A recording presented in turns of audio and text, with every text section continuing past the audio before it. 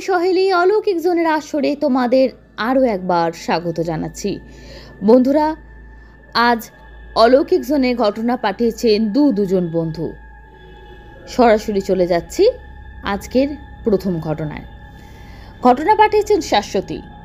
লিখছেন, হাই সহেলি, তুমিও তোমাদের শ্রোতা বন্ধুরা কেমন আছো? আমি শাশ্বতী আবারও একবার ঘটনা নিয়ে হাজির হয়েছি। আমি অনেক গল্পের চ্যানেলই শুনি, কিন্তু তোমার মতো এত সুন্দর করে কেউই বলে না, এত মিষ্টি কণ্ঠস্বর পাই না। Thank you so much.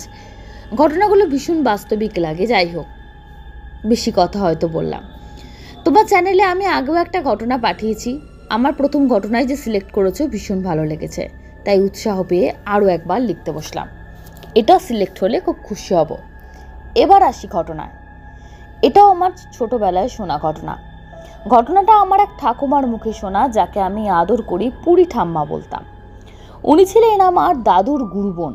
প্রায় আমাদের বাড়িতে আসতেন আর আমার জন্য নানান রকমের কাঁচের চুড়ি আনতেন। তো যাই হোক, এবার আসি ঘটনায়। ঠাম্মার 5 মেয়ে এবং এক ছেলে। তো ঘটনাটা ওনার ছোট মেয়েকে নিয়ে। ওনার ছোট মেয়ে মাত্র 13 বছর বয়সে একটু সামান্য জ্বরে আক্রান্ত হয়ে মারা যায়। আচ্ছা, প্রসঙ্গত বলে রাখি, ঘটনাটা ঘটেছিল আজ থেকে প্রায় 45 থেকে 50 বছর আগে। আর আমি শুনবো যখন আমি শুনছিলাম তখন আমি ক্লাস 3 কি 4-এ পড়ি। ঠাম্মা বলেন ওনার বড় মেয়ে এবং ওনার ছেলে কলকাতায় জব করতেন। সেই সূত্রে ওনারা কলকাতায় থাকতেন, মাঝে মাঝে বাড়ি আসতেন। এরকমই একদিন ছুটি উপলক্ষে 2 ভাই বোন বাড়ি আসছেন। বাড়িতে বাকি বোনেরা আছে। সময়টা বর্ষাকাল, রাস্তায় কাদা, গ্রামের রাস্তা। রাত্রিবেলায় ফিরছেন, খুব বেশি রাত হয়নি, মাত্র 8টা বাজবে। শহরে রাত 8টা কোনো রাতই না, কিন্তু আজ থেকে এত বছর আগে আর গ্রামে মানে অনেক রাত। কিন্তু কিছু করার নেই, অফিস ফেরত দুজনেই তাই। তো ওরা দুজন ট্রেনে ঘুগনি কিনেছিলেন খাবার জন্য। এবার আমি ওদের ভাষাতেই বলছি, মানে সেই পিসির ভাষায়। ট্রেনে দাদা আর আমি ঘুগনিটা কিনলাম। খুব খিদে পেয়েছে, ভালো লাগছিল ঘুগনিটা খেতে, খিদের মুখ। যখন স্টেশনে নামলাম তখন খুব হালকা বৃষ্টি, গায়ে না লাগার মতো। তখন স্টেশনও অন্যরকম ছিল, ভাঙা ভাঙা টিনের শেড, ঘুটঘুটে অন্ধকার। টিম টিম করে স্টেশন মাস্টারের ঘরে আলো জ্বলছে। আমরা সাবধানে এগোতে লাগলাম। যেহেতু ওখানকার মানুষ, তাই মোটামুটি হাঁটতে খুব একটা অসুবিধা হচ্ছিল না। দুজনে হাত ধরে ব্যাগ সামলে ঘুগনি সামলে স্টেশনের রাস্তাটুকু পার করে বাড়ির রাস্তা ধরলাম। এখানে একটা কথা বলি, ঠাম্মাদের বাড়ি স্টেশন থেকে খুব বেশি দূরে না, মানে হেঁটে 10 মিনিট মতো। তাই আর ভ্যান রিক্সা নামার প্রয়োজনও মনে হয়নি। ভাবলো 2 ভাই বোন গল্প করতে করতে পৌঁছে যাবে। সেই ভাবনা নিয়ে ধীরে ধীরে হাঁটতে লাগলাম। হাতের ঘুগনি খাচ্ছি আর কথা বলছি। খেয়াল করলাম ঘুগনিটার ভালো লাগছে না। দাদাকে বললাম, তোরটা ভালো লাগছে রে? বললো, না রে, এসব কথা বলছি। এমন সময় শুনতে পেলাম দাদার পাশ থেকে কে যেন বলল, এই দাদা, আমায় একটু ঘুগনি দে। আমি এটা শুনে দাঁড়িয়ে পড়ি। দাদা আমায় চাপা গলায় বলল, দাঁড়াস না, হাঁটতে থাক।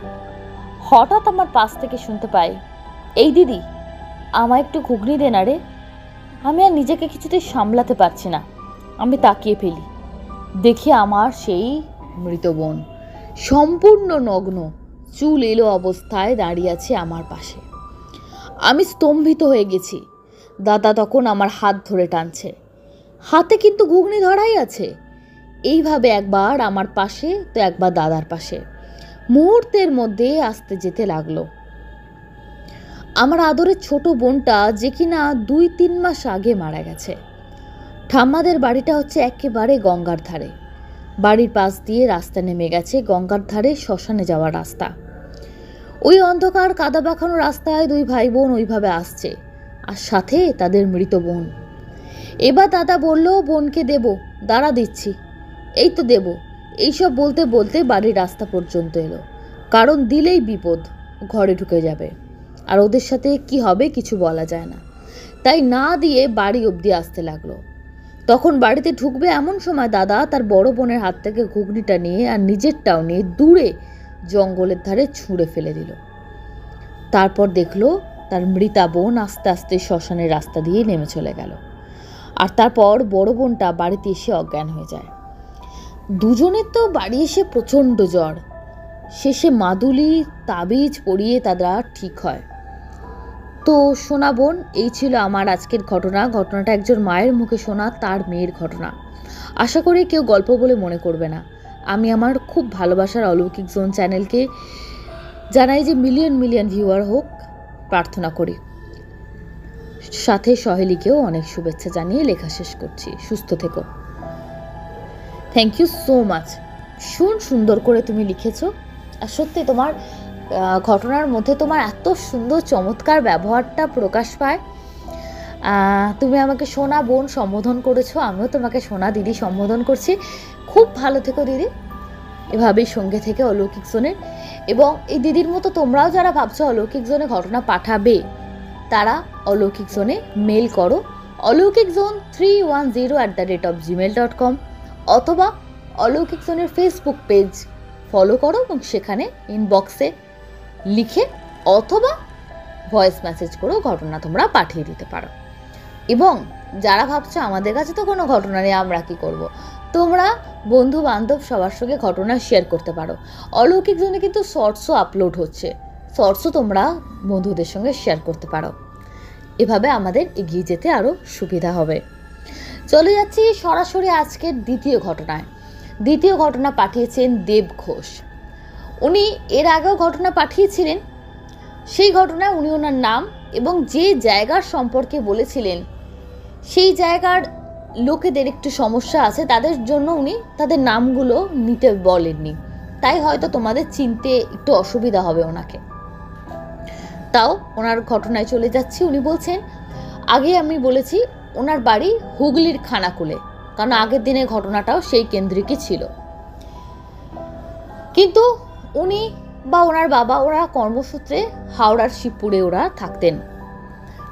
একবার তখন বলছেন 2003 কি 2004 সাল, বলছেন সালটা আমার মনে নেই, তবে দিনটা ছিল 15ই আগস্ট। আমরা জানি 15ই আগস্ট বাঙালিদের অলৌকিত একটা ছুটির দিন। ক্যালেন্ডার লাল আর বাঙালিরা চলে যায় নয় মাংস ভাতের ফিস্ট বাড়িতে, আর না হলে কোথাও ঘুরতে যাওয়া।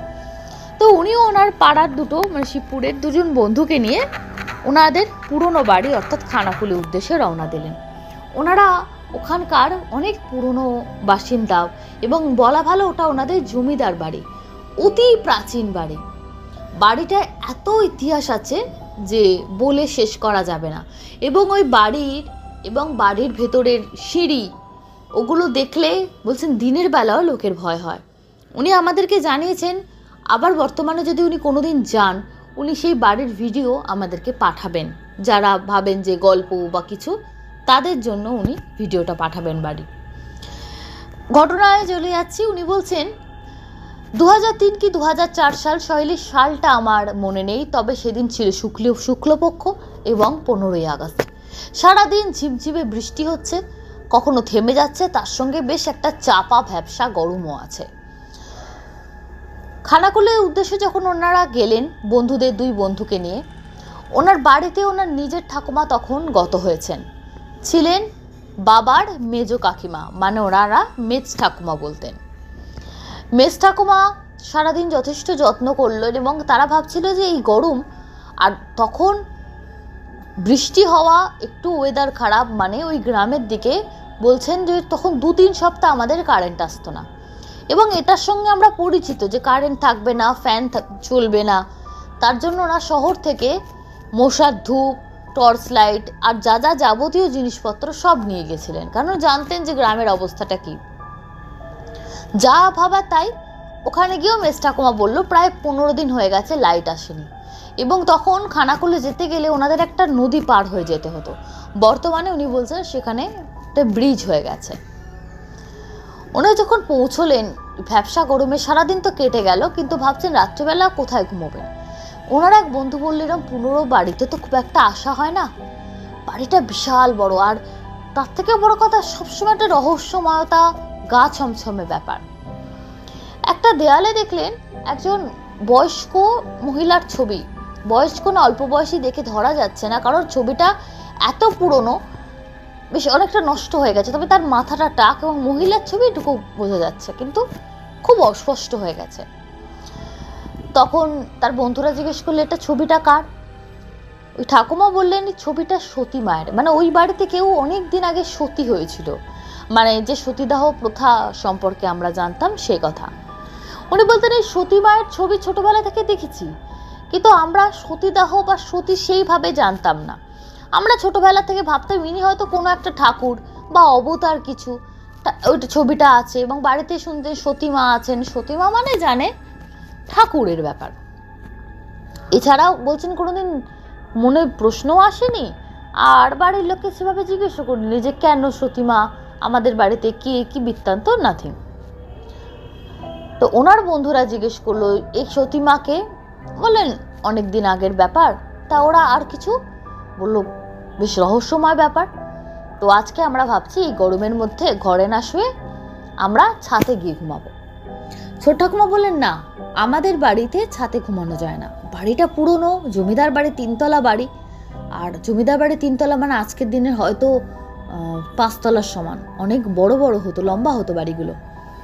বলছেন ওই ছাদে রাত্রিবেলা আমাদের বাড়িতে যেহেতু সতীমা আছেন, সারা রাত উনি ছাদে ঘোরেন, ছাদে শোয়ার আমাদের বাড়ির নিয়ম নেই, তাতে যত গরমই লাগুক ঘরের মধ্যেই শুতে হবে। সেই শুনে ওই বন্ধুরা তো আরও, তারা বাংলাদেশের ছিল, সদ্য হয়তো শিবপুরে এসেছে, তো এমনি এই পশ্চিমবঙ্গ সম্পর্কে প্রচুর আগ্রহ তাদের। তারা বললেন যে ওরে বাবা, তাহলে তো দারুণ বিষয়, ভূত প্রেত দেখা যাবে। কি হবে না, ওর সারা রাত উনি নেচে বেড়ান নাকি ছাদে। বলে বা তাতে কিরকম নাচ করেন, বল ডান্স না ব্রেক ডান্স, মানে তারা মজা করছে, জিনিসটাকে সিরিয়াসলি নিচ্ছে না। তো ছোট ঠাকুমা একটু গম্ভীর হয়ে গেলেন, বললেন না ওসব বাজে কথা বাদ দাও, ছাদে শোয়া যাবে না। আমার এক দেওর, মানে দেববাবু যে ঘটনা পাঠাচ্ছেন ওনার ছোট কাকা, বাবার ছোট কাকা, তিনি নাকি ওই ছাদে কলকাতা থেকে ওনার বন্ধু বান্ধব নিয়ে এসে শুতে গেছিলেন, বাড়িতে সবার বারণ করা সত্ত্বেও, এবং তারপরে অনেক সমস্যার সম্মুখীন হয়েছিলেন। সারা রাত উনি দেখেছিলেন একটা বাচ্চা মেয়ে, মাথায় চুল নেই, মশারি টাঙ্গিয়ে তারা ঘুমাচ্ছিল, তার চতুর্দিকে নাকি নাচ করে বেড়াচ্ছে, সে ভয়ঙ্কর এক দৃশ্য। তারপর থেকে আরও স্থির হয়ে যায় যে কেউ ছাদে যাবে না। কি এনার অতটা ইচ্ছা ছিল না, উনি ওনার বাড়ি সম্পর্কে জানতেন, কিন্তু যারা গেছে তাদের তো আগ্রহের শেষ নেই, ছাদে তো শোবো। তো 3 তলার ছাদে কোনো ব্যবস্থা করা গেল না, তবে 2 তলার ছাদ লাগোয়া একটা খোলামেলা বারান্দা ছিল, সে খোলা বারান্দায় বললো আমরা এখানে শোবো। ঠাকুমা তাও রাজি হলেন না, বললেন না ঘরে শো। বললো না, গরমে এই পাখা নেই, গরমে শোয়া যাবে না, আমরা বারান্দায় মশার ধূপ টুপ জ্বালিয়ে শুয়ে থাকবো, আর ছাদ থেকে যদি কেউ কিছু দেখতে পায় তো ভালো। এই বলে ওরা শুতে গেলেন। প্রত্যন্ত গ্রাম, রাতের অন্ধকার নামলে গ্রামটাকে যেন আরও অন্যরকম লাগছে।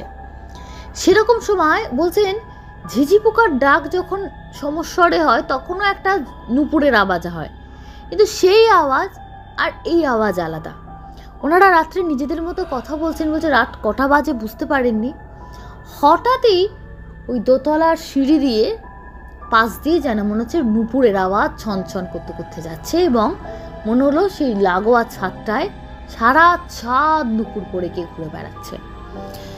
একেতেই অন্ধকার, ওই প্রত্যন্ত গ্রাম, তার মধ্যে একজন দেখা যাচ্ছে না কিছু না, তার নুপুরের আওয়াজ গোটা ছাদে ঘুরে বেড়াচ্ছে। বলছে যারা সকালবেলায় বা সন্ধ্যাবেলায় মজা করছিল, কি নাচ করে, বল ডান্স না ব্রেক ডান্স, এই ঘটনার পর তাদেরও মানে কাণ্ডজ্ঞান লোপ পেল, তারাও ভয় পেতে শুরু করে দিল যে মানে মজা করা তো ঠিক হয়নি, সত্যি এরকম যে থাকতে পারে। তারা আবার শুয়ে শুয়ে বলছে পাশে, ভাবতে পারেননি যে এটা সত্যি হয়ে যাবে, কারণ পুরনো বাড়িতে এরকম টুকটাক কথা প্রচলিত থাকে, তা বলে সত্যি সত্যি। কিছুক্ষণ প্রায় ঘন্টাখানেক এই চলার পর বন্ধ হয়ে গেল আওয়াজ, কিন্তু আওয়াজ বন্ধ হওয়ার পরেও নিজেদের মধ্যে সেই আলোচনাই করছিল। ফাঁকা জায়গায় শুয়ে থাকার পরও ভ্যাবসা ভাবটা কাটছিল না, এবং ভয়টাও প্রচণ্ড পাচ্ছিল ওদের। এমন সময় তাদের মধ্যে একজন তার প্রচণ্ড টয়লেট পায়, তার নাম রাজা। তিনি বলে আমার বাথরুম যাব, সত্যি কথা বলছি সাহস হচ্ছে না, একটু কেউ যাবি আমার সঙ্গে? তো এই কথা বলায় দেববাবু বললেন যে আমি যাই। একজন যে একা থাকবে বললো, না না আমি একা থাকতে পারবো না, আমি চল, আমি টয়লেটে যাব না, আমি তোদের সঙ্গে যাবো, আবার তোদের সঙ্গে উঠে আসবো। তাই হলো, তিনি ওদের সঙ্গে গেলেন, আবার ওদের সঙ্গে নিচ থেকে উঠে এলেন। বলছে সিঁড়ি দিয়ে যখন নামছেন, অন্ধকারে টর্চ আছে, সব আছে, নেমে যাচ্ছে এবং উঠে এলো ওই অবস্থায়, তখনও প্রচন্ড ভয় লাগছে। মানে বলছি বলারও উপায় রাখে না, আজ কি মারাত্মক ভয় লাগছে, মনে হচ্ছে সিঁড়িতেই না কিছু দেখতে পাই। পুরো সিঁড়িটায় গা ছমছমে ভাব। দিনের বেলা সেই সিঁড়ি দেখলে ভয় লাগে, রাত্রেবেলা তো কথাই নেই। কিভাবে তারা সাহসে ভর করে নিচে গেল, বাধ্য হয়ে গেল এবং ওপরে উঠে এলো। এসে আবার শুয়েছে, ঘুম ঘুম ভাব এসে গেছে, রাত 1টা বাজে। তখন দেখছে, আবার ঘড়িতে দেখে রাত 1টা, হাতের রিস্ট আছে। আবার শুরু হলো সেই নুপুরের আওয়াজ। মানে নুপুরের আওয়াজ মানে সেই আগেও বলেছি, ঝিঝি পোকা ডাকলে যে নুপুরের আওয়াজ মতো লাগে, ওটা না, একদম পায়ে নুপুর পড়ে কত্থক নাচের মতো ওই রকম ভাবে যেন মনে হচ্ছে সারা ছাদকে তালে তালে নেচে বেড়াচ্ছে, গোটা ছাদ। তারপরও কিছুক্ষণ চলার পর বন্ধ হলো। আবার রাত 2টোর সময় শুরু হলো, বন্ধ হলো। 3টে শুরু হলো, 4টে হয়ে বন্ধ হলো। গোটা রাত এই চলেছে। সারা রাত ওদের যতবার ঘুমের ভাব আসছে ততবার নাচের শব্দ, আর প্রচণ্ড ভয়, সিটিয়ে গেছে ওরা। বলছে শরীর যেন মানে ভয় পেতে পেতে গোটা রাত শরীর অবসন্ন হয়ে গেছে। 3জনে মিলে কোনো রকমে গুটিয়ে শুয়ে আছে, মানে ভাবছে এক্ষুনি না কিছু ঘাড়ে এসে পড়ে, এদিক ওদিক তাকাবে সেটুকু সাহস আসছে না, এত ভয় লাগছে।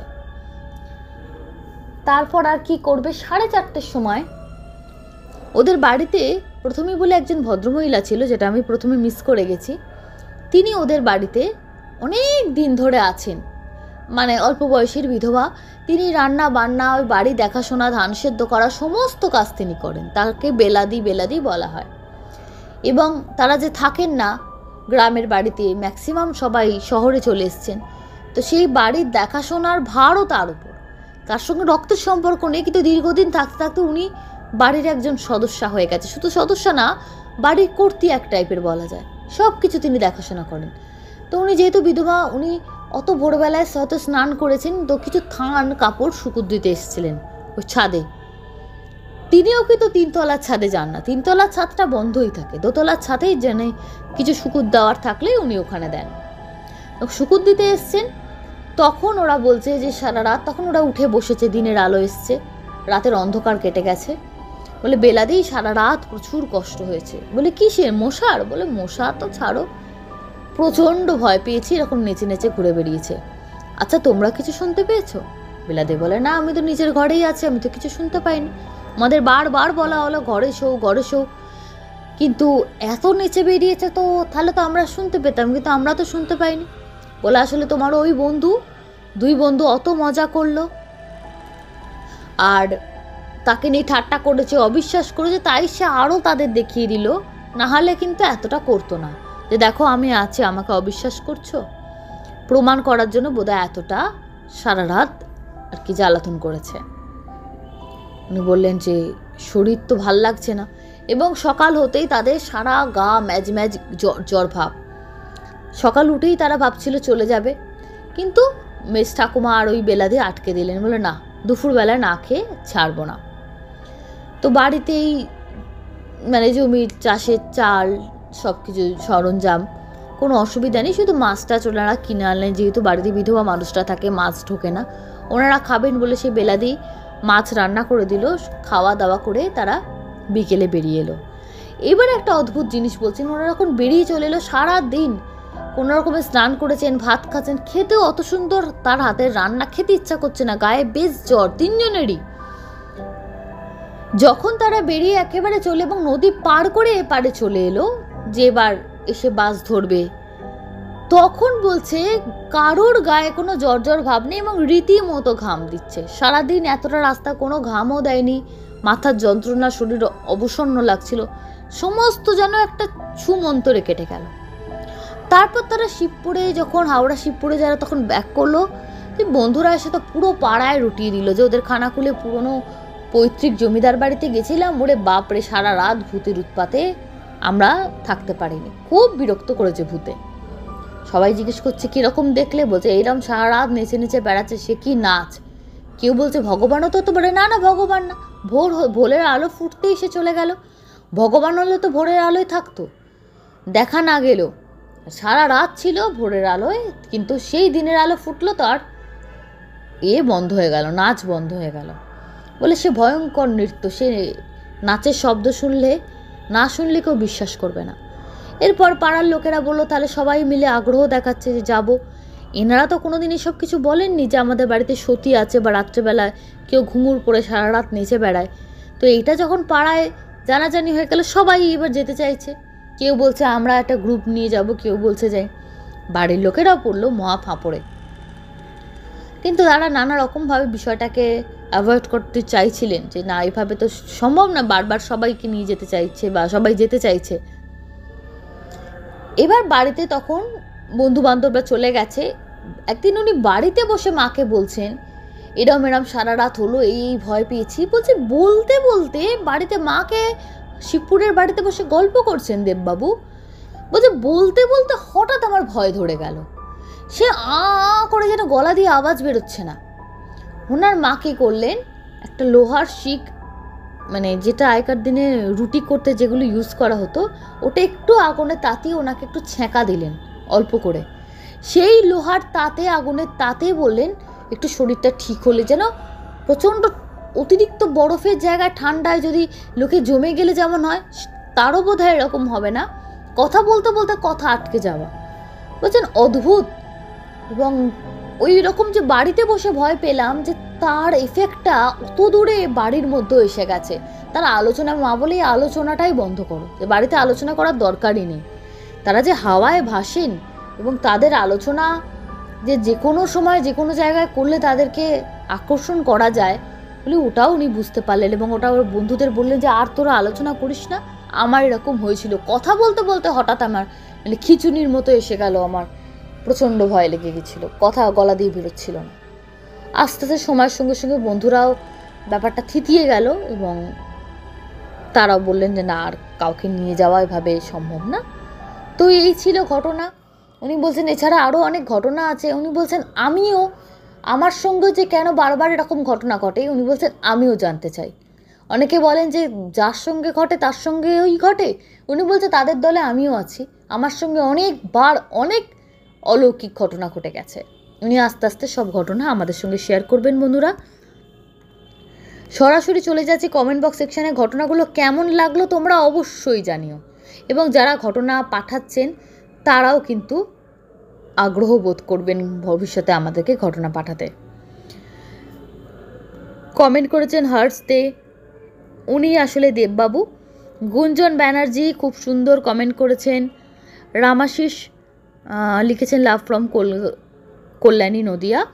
ঋতু চৌধুরী বেশ ভয় লাগলো, আরও দেখিনি কারা কারা কমেন্ট করেছেন। বাবলি মল্লিক, আপনার গল্পগুলো শুনতে ভালো লাগে, উপস্থাপনা অসাধারণ, বহুদিন ধরে শুনছি, কমেন্ট করা হয় না, আরও ভালো গল্প আমাদের সাথে শেয়ার করুন ম্যাডাম। এগুলো ম্যাক্সিমাম সত্যি ঘটনা। ম্যাক্সিমাম কথাটা কেন বললাম, 90% মানুষ অলৌকিক জোনে যারা ঘটনা পাঠাচ্ছেন, আমি হলফ করে বলতে পারি প্রত্যেকে সত্যি ঘটনা পাঠান। এখানে আমাদের বানিয়ে বা মিথ্যে ঘটনা শোনানো হয় না। অলৌকিক জোন আমি প্রথম যখন শুরু করেছিলাম তখন সত্যি ঘটনা পাশাপাশি আমি গল্পও বলতাম, তার জন্য আমি বেশিরভাগ কথাটা উচ্চারণ করলাম। ক্লিয়ার করে দিই, অনেকে বলবেন এটা বলছেন কেন। যখন আমি শুরু করেছিলাম তখন সত্যি ঘটনার পাশাপাশি আমি গল্পও বলতাম, এবং সেগুলো কাহিনী বলেও দিতাম, যেগুলো কাহিনী।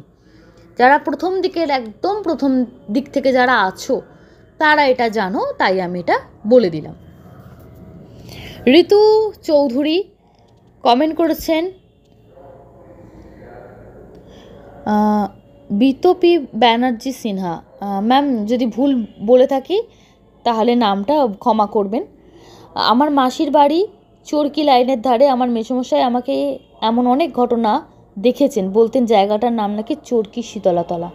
আচ্ছা, উনি শ্রীরামপুরের ঘটনায় কমেন্ট করেছেন। রঞ্জিতা চক্রবর্তী, সুপর্ণা, সিনচান, রূপম মণ্ডল, হ্যালো ফাইট লিখেছে কি অসাধারণ ঘটনা।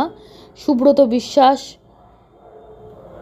সুরজিৎ দাস, স্বপ্না বাজাল, ইন্দ্রজিৎ রয় চৌধুরী, উর্বশী বসাক, ঋতু চৌধুরী, মোমো ঘোষ, রুবি ব্যানার্জি, বর্ণালী দাস, রিকা, হ্যালো, তোমার ভয়েসের দিনে দিনে প্রেমে পড়ে যাচ্ছি, থ্যাংক ইউ সো মাচ। জবা দেবী লিখেছেন, হ্যালো সহেলি, আমি ডানকুনি থেকে জবা চক্রবর্তী বলছি, ঘটনা শোনার আগেই কমেন্ট করে দিলাম, জানি ভালো হবে।